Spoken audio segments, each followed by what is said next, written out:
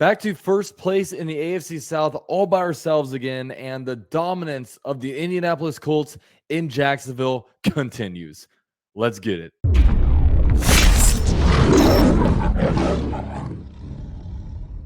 So shout out to this video sponsor, BetUS. Guys, the Jaguars were 5-point favorites going into this game, and the Jaguars wound up winning by 17 points. Guys, if you think that the Jaguars are going to defeat their opponent, then why don't you go ahead and put it against the spread, because when the Jaguars win, they cover their spread 100% of the time. The Jaguars are both 4-2 on the season and 4-2 against the spread. Now, guys, if you guys want to put any wagers down, BetUS is the #1 spot to do it. There's all different kinds of wagers you can put down there, and they're even giving you a little bit of an incentive, man. 125% deposit bonus. So if you put down $100, you're going to see $225 show up in your account. Just use the link down in my description box down below, and it will not only allow you to use a little extra money, on BetUS, but also helps out the channel a little bit. So shout out to BetUS for sponsoring this video. Now let's get on to this recap. Now, in a game where the Jaguars lost the time of possession battle, where they had fewer first downs than the opponent, and a game where they were actually outgained by 122 yards, the Jaguars completely dominated and blew out the Indianapolis Colts by a score of 37-20. And how did the Jaguars do it? Look, the Jaguars completely exposed Gardner Minshew. I mean, look, Gardner Minshew this game, 33 for 55. That's a 60% completion percentage, 329 yards through the air, 1 touchdown, 3 interceptions, and 1 fumble. And look, I knew going into this game that if you can make Gardner Minshew uncomfortable, there's nothing you can do to get out of it. And you guys all know me. I'm probably one of the bigger Gardner Minshew haters out there, just because I think he was completely overrated when he was on the Jacksonville Jaguars. And, when he is in a situation where he is down, he just cannot dig himself out of it. The big difference between Trevor Lawrence and Gardner Minshew is that, in a playoff game, when Trevor Lawrence throws 4 interceptions, he has the ability to be able to come back out of it and put a team on his shoulders and lead a victory, while Gardner Minshew is more of a closing pitcher. Like, he's never going to be able to sustain, a team week in, week out and lead them to victories, but he can be a guy that comes in if he needs to finish out a game. So Gardner Minshew this game was honestly honestly pretty horrible. I mean, just the amount that he was turning over the ball. I mean, 3 interceptions and 1 forced fumble, and he was trying to get rid of the ball more. I mean, he felt like he did not want the ball in his offense's hands, and there were a few more interceptions that were definitely left out there. But yeah, the Jaguars and Mike Caldwell just did a really good job of scheming up a game plan to make sure that he didn't feel comfortable. And, that's exactly what happened this game.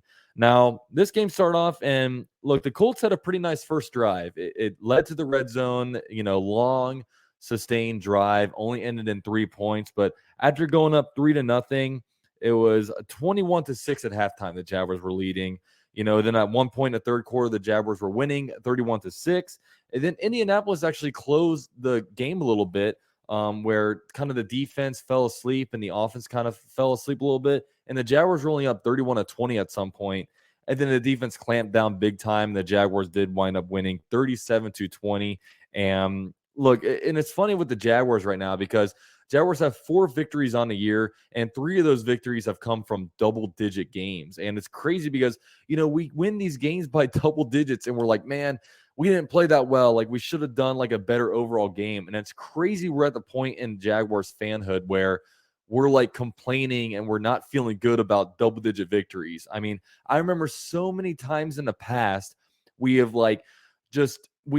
felt like we've looked so good in losses. We have like these moral victories because like we should have beat this opponent, but we just barely lost to them. Now we're basically dominating these teams, on a scoreboard at least, but we're coming away like, nitpicking a lot of stuff. So yeah, and really, so I think right now the Jaguars just need to learn how to play with huge leads. I mean, you see it sometimes, like the Jaguars are up 31-6, and at that point, with the Jaguars, with the team that's dominating, there's not a whole lot of urgency. They're kind of playing on their heels, just trying to protect the lead, while the other team has all the urgency in the world, man. They're looking at the scoreboard. We need to score points. We need to score points quick. And we kind of saw that with the Colts this game, but then all of a sudden the defense said, hey, enough.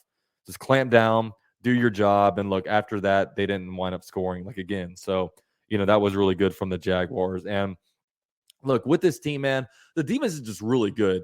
And 5 out of 6 games is really good defense. And, you really got to give a lot of credit to Mike Caldwell. I feel like Mike Caldwell just is not getting enough credit, the Jaguars defense coordinator.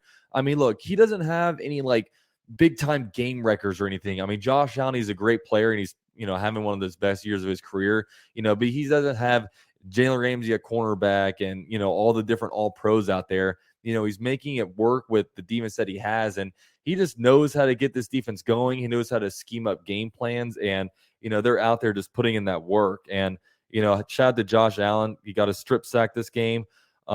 Darius Williams, 3 straight games with an interception. So he had an interception. Andre Sisco also got an interception. Both of them have 3 interceptions on the year. Jenkins had an interception. And we're at a point where, look, the Jaguars lead the NFL in takeaways. Really, really good stuff. And a lot of those takeaways come when the Jaguars are getting leads and holding leads, and they're forcing the teams to throw it, and, they just can't throw it anywhere. So really good stuff. Devin Lloyd, I feel like, should have had 3 interceptions, but his cast is clearly affecting his catching ability. But, he was all over the field. Foye Oluokun, 10 tackles on the day. And look, the Jaguars suffocated Minshew. They bottled up the run game, and, they didn't allow the Colts to get back into this game. So huge shout out to, the defense for a really, really well played game and for just controlling the game from start to finish. I mean, they absolutely killed it. Now, on the offense really good in the first half, put up 21 points. Second half, not so much. I mean, if you look at it, the offensive line continues to struggle. I didn't think Trevor Lawrence had his best game. Trevor Lawrence was 20 for 30 passing, 181 yards, 2 touchdowns, and 1 interception. He just, wasn't really connecting on many long passes, a little bit errant here and there. Now, offensive line I thought was really, really bad today. I mean, I stressed, let's move the pocket a lot. The Colts weren't allowing the Jaguars to move the pocket. And, much like week 1, the Colts defensive line just kind of dominated the Jaguars offensive line. And granted, there were some injuries, which we'll kind of get into in a little bit here. But offensively, look, ETN had 2 touchdowns. He had a pretty good game. And we had 5 different rushers this game. Christian Kirk led the team in receiving, 3 receptions for 49 yards and a touchdown. Evan Ingram, 7 grabs for 41 yards, including a really good one-handed grab that led to a first down. Ingram is just steady hands, Mr. Reliable. Calvin Ridley, 4 receptions for 30 yards. Kind of a quiet game for him, I'll say. And Britton Strange, 2 receptions, 27 yards, and 1 touchdown. So the rookie second-round pick got his first touchdown of the year. So awesome stuff there. So overall, some different things, man. Like I said, takeaways were awesome, leading the NFL in takeaways, which is great. And we're kind of doing this little case study where, look, the Jaguars went and played in London back-to-back games. A lot of people were kind of paying attention to that. But the thing you have to pay attention to is really the post effects. Look, the Jaguars, they got their body clocks set to London just to quickly change back to Florida time, and came back to Florida and completely dominated the Colts.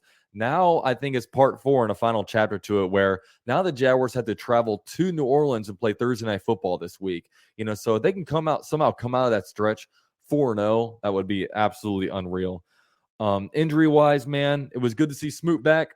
I was kind of in a weird situation today, man. I was in Pensacola, so I was following the game at a sports bar. Then I was walking the streets on my phone. I wound up finishing the game at the airport.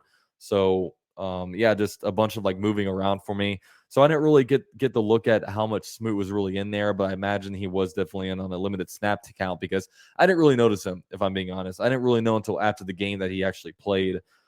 Tyson Campbell and Brandon Sheriff both left the game in the second quarter with injuries, did not return. Tyson Campbell is a right hamstring, and Brandon Sheriff is a left ankle. So those are critical. I mean, those are a couple of the Jaguars' best players. Tyson Campbell is a top 10 cornerback in the NFL. At least he's playing like it. So definitely need him back because there was a steep drop-off between him and Monteric Brown. Brandon Sheriff, our offensive line, just struggles. And when Brandon Sheriff is healthy, he's a pretty good player. And especially with Walker Little being hurt, to this game. We don't know when he's going to get back. Just a bunch of backups were in there today, which is not really what you want to see. Now, the big story is Trevor Lawrence left the game with a knee injury. It looks like he'll be all right. I mean, he didn't have any like ice on it after the game. He was walking off okay, so maybe just a little bit of a twisted knee, maybe some bruising. But, anytime, like, I think the worst sight you can ever see in a game, no matter what, is if your quarterback gets tackled and starts holding his knee. Because when the moment that happens, I think our season's over. You know what I mean? But it does look like he'll be okay. We'll see if that hinders him at all in the Thursday night football game. But it does feel like we kind of avoided something major there. Now, like I said earlier, Walker Little didn't play. We'll continue to kind of monitor him. Zay Jones didn't play too. And I just feel like our offense is so much different without Zay Jones. And I could make the argument that Zay Jones might be our wide receiver number one. I mean, we saw against the Buffalo Bills, the most impressive touchdown on the year was that two-toe tap touchdown in the back of the end zone. He's one of the only guys that can go up there and get that. So, yeah, we hope that he can kind of return. Of course, he re-aggravated that knee, so I don't know. Just come back healthy, and we'll hope he comes back pretty well. So right now, the Jaguars are 4-2 all by ourselves at first place in the AFC South. Feels so good. The Jaguars have their best record through 6 games since 2007. So the Jaguars are a couple games above 500, which feels really good. The Jaguars sweep the Colts. Anytime you sweep a division opponent, it's awesome. And look, we played the Colts twice and we beat them twice. So that's a sweep. And most importantly, the home win streak against the Colts continue. Haven't lost to the Colts since 2014, which marks 1 decade of dominance in Duval against the Indianapolis Colts. So really, really good to see that, man. A 3-game winning streak right now. The Jaguars are outscoring opponents 85-47 these last 3 weeks. So, guys, we have a pretty good football team. The Jaguars are a pretty good team, and I know I'm enjoying every minute of it, man. So now, look ahead. Quick turnaround to Thursday Night Football against the New Orleans Saints. It's going to be a tough game. The Saints are a tough team to play, have a really good defense. They just lost to the Texans, so they're going to be hungry. Not going to be an easy game over there in that environment. And, another thing we got to look for is Trevor Lawrence's diagnosis.